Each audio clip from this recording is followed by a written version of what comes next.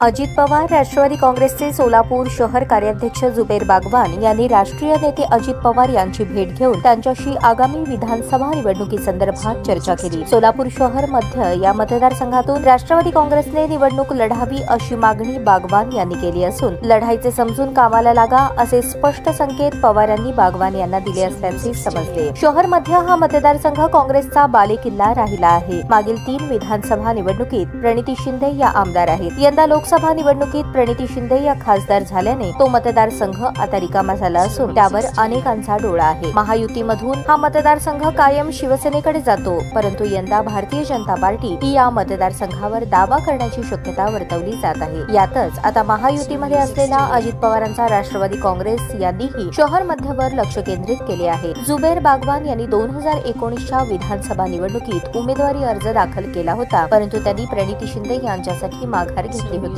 या मतदारसंघात मुस्लिम समाजाचे सर्वाधिक मतदान असल्याने हा मतदारसंघ मुस्लिम समाजाला द्यावा अशी मागणी काँग्रेसनेही केली आहे। त्यामुळे आता मध्य हा मतदारसंघ सध्या तरी सर्वांचे लक्ष वेधून घेत आहे। ताज्या बातम्या पाहण्यासाठी प्राईम महाराष्ट्र न्यूज चॅनलला सबस्क्राईब करा।